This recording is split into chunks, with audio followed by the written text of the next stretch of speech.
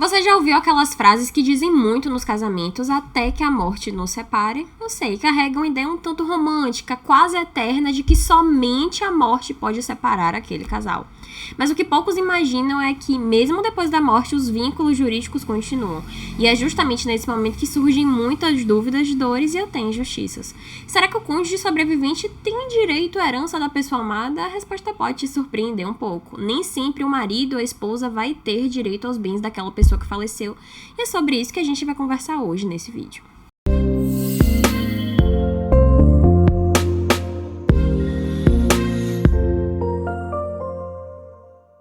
Se essa é a sua primeira vez por aqui, seja muito bem-vindo. Eu sou Judite Cerqueira, advogada especialista em direito das famílias e sucessões, com foco em soluções extrajudiciais e planejamento sucessório, para proteger o que mais importa, os vínculos afetivos e o patrimônio familiar.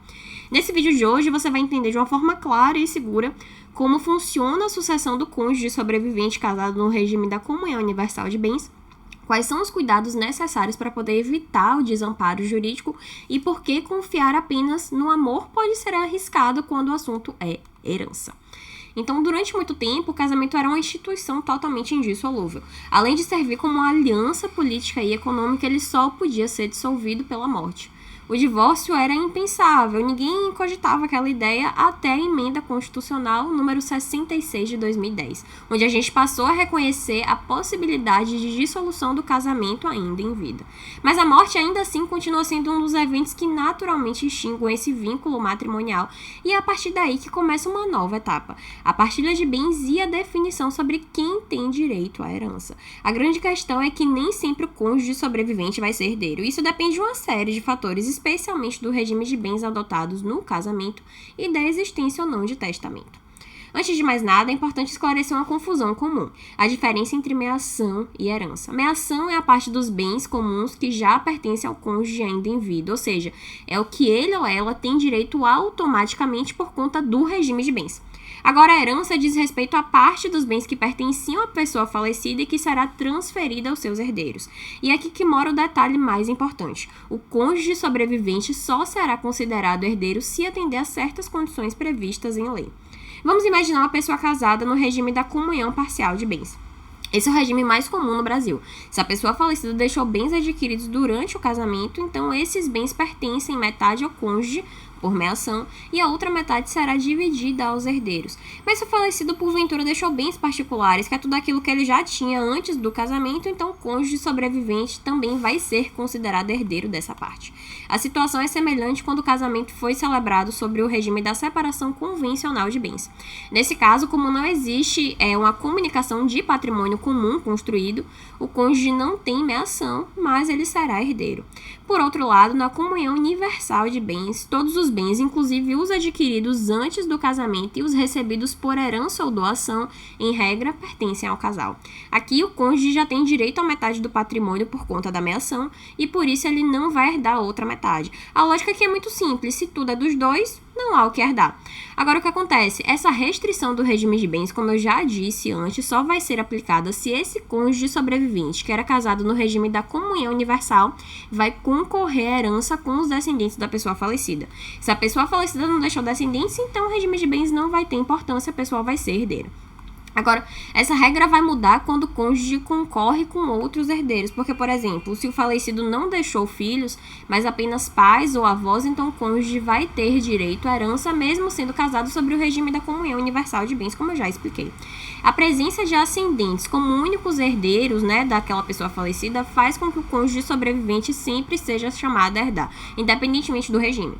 Já se não houver nenhum herdeiro necessário, nem filhos, pais ou cônjuge, o falecido pode ter disposto livremente de todo o patrimônio, inclusive em favor do próprio cônjuge por testamento.